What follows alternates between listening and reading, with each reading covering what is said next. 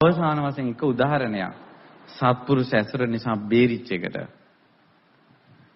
බොරු කීමේ විපාක ගැන තියෙනවා චෛත්‍ය ජාතකේ. ඒ චෛත්‍ය ජාතකේ තියෙනවා බොරු කියන කෙනා නිරේ උපදිනවා බොහෝ දුක් වලට මුහුණ දෙනවා. බොරු කියන කෙනා උපදිනවා කියනවා දිව දෙකක් වෙලා. ඒ කර්මයේ විපාකය. තලගොයි සරපයි.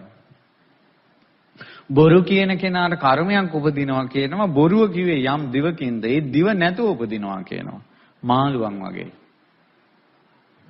බොරු කීමේ විපාකයක් කියලා කියනවා දරුවන් නැති වෙනවා කියනවා. බොරු කීමේ විපාකයක් කියනවා යම් පිනකින් දරුවන් ලැබුණොත් එහෙම ලැබෙන්නේ දුවලා පුත්තු ලැබෙන්නේ නැහැ. බොරු කීමේ විපාකයක් කියනවා යම් පිනකින් දරුවන් ලැබුණොත් එහෙම දරුවෝ තමන්ව දාලා යනවා කියනවා. බොරු කීමේ විපාක. බොරු කීමේ විපාකයක් තමයි කියනවා මව් භූමියේ ඉන්න බෑ කියනවා. ඒ කියන්නේ හැදුන වැඩුන අම්මගෙන් තාත්තගෙන් උරුම වෙන භූමියේ ඉන්න බෑ. දාලා යන්න වෙනවා. ගෙවල් දොරවල් වල ඉන්න බෑ කියනවා. හත් දීපංකරේ ඇවිද ඇවිද ඉන්න වෙනවා. එහෙනම් අපේ අතින් එක බොරුවක් කිව්වොත් යම් දවසක දිව දෙකක් වෙලා උපදින සත්වයකට කරුණක් යෙදුනද එතන උපදිනවා. අර බොරුව මුල් වෙලා.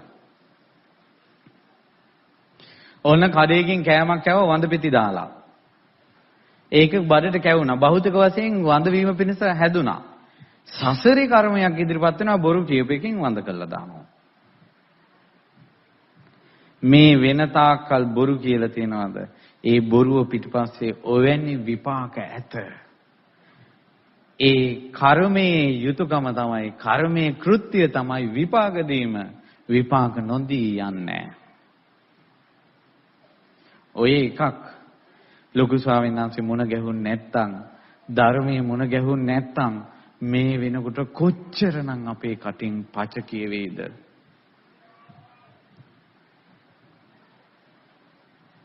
අපි මෙහෙම බණ අහන්න පුරුදු වෙලා හිටපු පිරිසක්ද?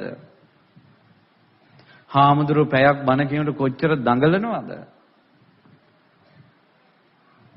සෑයක් බෝධියක් සාදු කියපු බණ මේ වඳින්න පුරුදු වෙලා හිටපු අයද? අපිට සත්පුරුෂයෙක්ගේ ධර්මයක් ඇහුණා. ශ්‍රවණයෙන් කරන්න ඕන දෙයකට කටයුත්තක් යෙදුණා. එතකොට සත්පුරුෂයා තථාගත ශ්‍රී සද්ධර්මයේ කිව්වා.